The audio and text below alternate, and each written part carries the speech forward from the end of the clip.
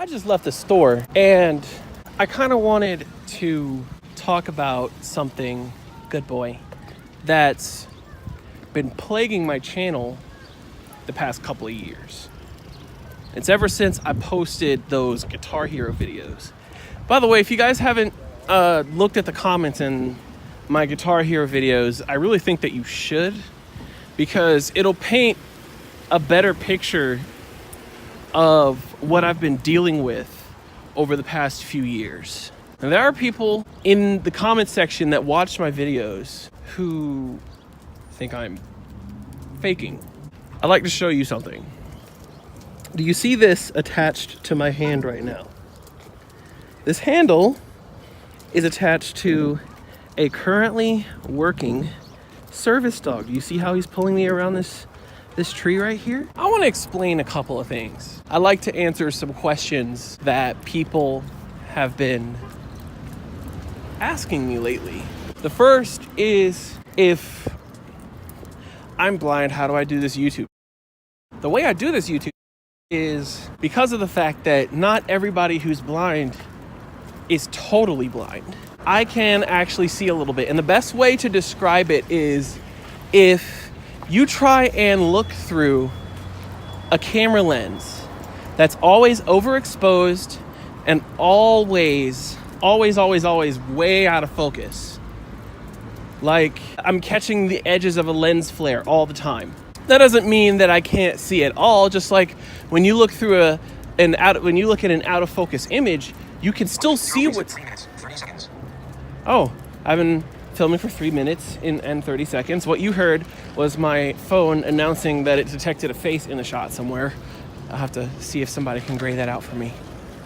So when you look at an out of focus image, it doesn't mean that you can't see the image. It just means that you can't see as many details as you normally would. You can't maybe see as far distance-wise into the scene as you normally would. And that's what I see. So I can tell that there are cars going past me. I can tell that one was either white or silver or whatever. That was red. That one was another lighter white, silverish color. But I can't exactly tell what kind of cars they are. I can't tell exactly what... forward. I can't tell exactly what kind of cars they are because, you know, they have the general shape of a car, but I'm not close enough to see what the image is. So like if you were to take an out of focus image and get really, really close to it or zoom in real far, you might be able to see more. So that's kind of how I work. Forward. The next thing is, if I'm blind, how do I play video games? Well, again, if you were to point your camera at a TV screen and then blur the focus on purpose, you'd still be able to play see what's going on the screen if you get close enough or you zoom in on the image. And after a while of failing and doing things over and over, you'll eventually get better and better at the game because you'll start to memorize how things work and where things are and what the general shape of things look like. So that's kind of how I do things. And I have an app on my phone where if I point my camera at my TV screen, it'll read whatever text is on the screen for me.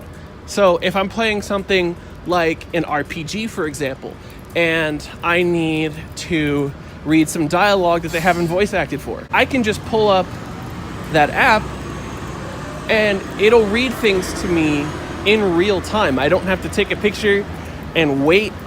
It'll literally process in real time. It's an app called Seeing AI by Microsoft. If you don't believe me and you want to look it up, if you think I'm trolling. So my next topic of discussion is how I edit my videos. I don't know if you heard early in the video, but I know I mentioned it.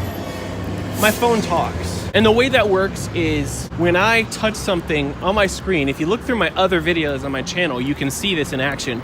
But if I touch something on my screen, there's a program in my phone, in my iPhone, called VoiceOver.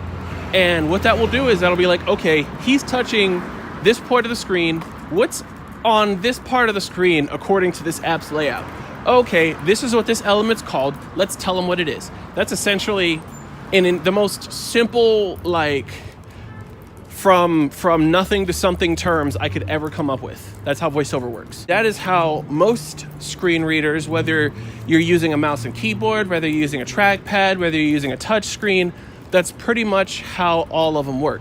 That being said, on my iMac, Apple has actually incorporated the proper code into their movie editing software, both iMovie and Final Cut Pro, so that this text-to-speech engine and screen reader can interact with it and tell me what's going on. And because most of the time I shot the video, I know what's going to happen. I know what it looks like already. I don't have to worry about that.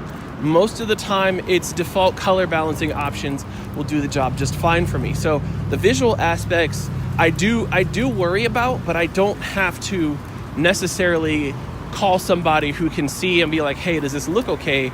I'll pretty much already know. There are a whole bunch of key commands associated with this program. So a lot of the times when you guys are doing all these complicated mouse gestures and pinching and poking and prodding and doing DJ scratches on your trackpad, I can either do much more simple gestures with my text-to-speech engine, or I can take advantage of the keyboard shortcuts that are available to pretty much everybody who uses iMovie or Final Cut. I use a program called Logic Pro X that also has keyboard shortcuts. That's how I make my music.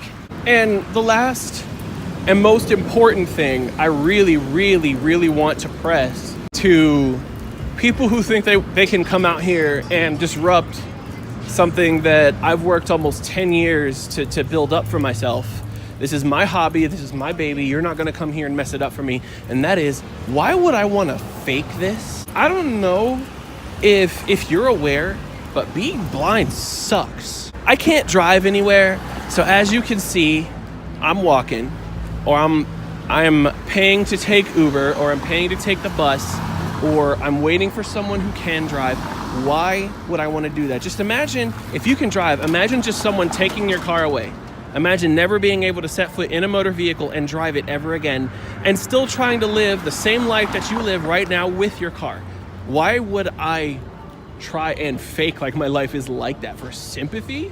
If I wanted sympathy, I'd be running one of these other blindy channels that are out here that do all the inspiration porn, like blind guy crosses street. You know how many streets I've crossed today? You know how many times I've almost gotten hit out here and I've never made the news? Well, a Richmond man who is blind gave us a glimpse into what Tully will be doing one day by showing us how his guide dog helps him. Heather Sullivan has the story, new at 5:30. You know how many, I've done some things that you guys would never believe a blind person could do, and I've never made the news. Chris says Eden has changed his life. She's like my best friend now. And so when we're working, I kind of feel like we're silently communicating with each other. And you know why? Because I don't do all this stuff to look amazing.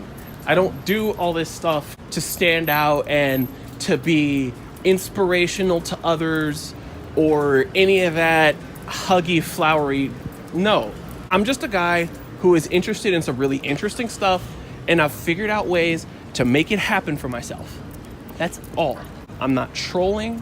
I'm not faking.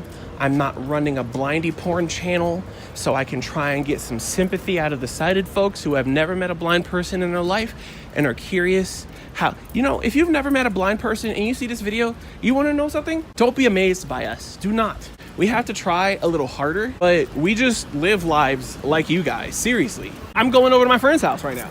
I'm walking through the city after a long day in the office to my friend's house so I could relax like a normal freaking person. I'm not faking it because for example, I'd love to see my girlfriend's beautiful face better than I can right now. I'd love to be able to see the expression on my kid's face when they're born. I can't see that. I would have loved to look out into the crowd during high school graduation and see my parents sitting there looking at me like I knew they were, but I couldn't see them.